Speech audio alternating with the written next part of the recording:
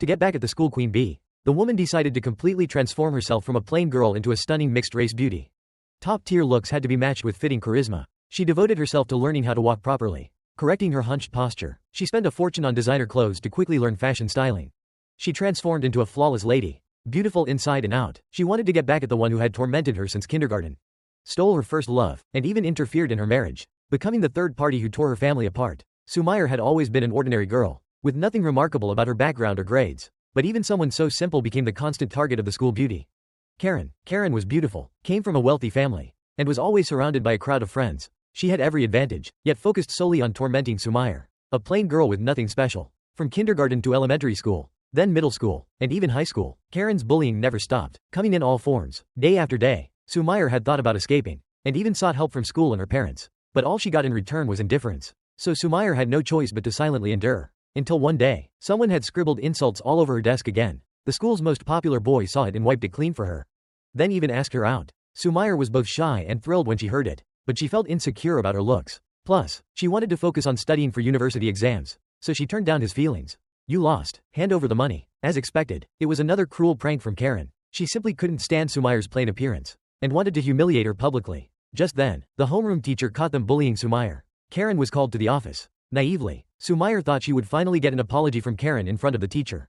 But she underestimated Karen's ability to twist the truth. With just her face, and a bit of sweetness and vulnerability, she reversed the whole story, turning Sumire from the victim into the culprit. In that moment, Sumire had an awakening. You can't win an argument with someone so cunning. The only way was to leave Karen's world entirely. So she threw herself into her studies, got accepted into Tokyo University, and finally escaped for good from the nightmare that was Karen.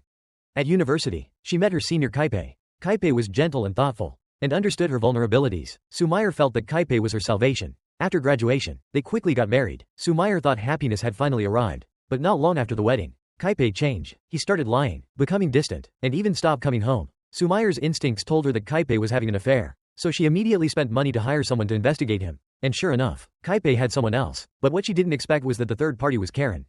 This was no coincidence, but this time, Sumire chose not to stay silent. She had to protect her happiness. The next day, she went straight to Karen's office to confront her directly, demanding she leave Kaipe immediately. If not, she would expose Karen's affair with a married man. Karen scoffed with contempt, thinking Sumire was still as weak as ever. She wasn't afraid of Sumire exposing her. Even if Sumire spoke out, she'd only make trouble for herself. In the end, Kaipe would still choose her, a beautiful and seemingly gentle woman. Because I'm irresistible, better than you in every way. Got it? Then leave. Wait. Karen immediately dropped to the ground, covered her face and screamed that Sumire attacked her. More than a dozen security guards rushed over, saw the pretty girl acting pitiful, and without asking questions, restrained Sumire. No matter what she said, no one believed her. In a world that worships beauty, men instinctively believe the tears of a pretty girl, especially one who plays the helpless victim. In the end, Sumire was kicked out like a troublemaker. She returned home in defeat. When Kaipe found out, he got on his knees and apologized. Sumire thought he had truly repented, but then he asked for a divorce. He even agreed to leave with nothing. He claimed it wasn't Karen who seduced him, but that he had fallen for her. When he first met Karen, she told him they were old classmates, and that Sumire had bullied her back in school to the point of depression. Kaipe believed her completely, and felt sorry for her. As they kept seeing each other, he gradually fell for the fragile Karen. Sumire's heart turned cold. She gave up explaining. Turns out Kaipe was just another man easily swayed by looks. Superficial. She agreed to the divorce and took most of Kaipe's assets. But when her parents found out she divorced, they refused to see her, because to them, divorce was a disgrace. But things didn't stop there. News of her public disturbance reached her company. Sumire was fired on the spot. After so many shocks, Sumire completely broke down. She shut herself in for half a year, never leaving the house, until one day, the fridge was empty, and she went down to get food. On the way back, she checked the mailbox and found a wedding invitation from Kaipe and Karen.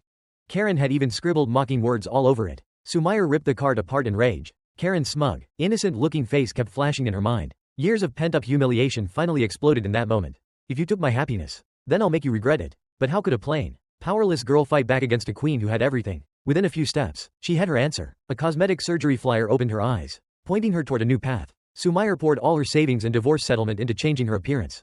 Chin sculpting, nose lift, eyelid surgery, she did it all. A few months later, she finally had the face of a flawless mixed-race beauty. To fully transform, she also worked to fix her slouched posture, practiced calligraphy, and forced herself to switch from left to right-handed. 1 year later, she had transformed from an ordinary girl into a white swan. Her plan had officially begun. She moved into the apartment across from Kaipe and Karen to observe them closely. Next, she got a job at the flower shop Kaipe visited every day.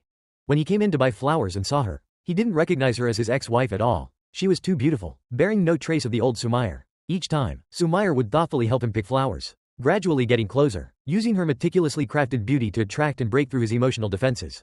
The battle to reclaim what was lost had begun. Will the new Sumire succeed in her revenge?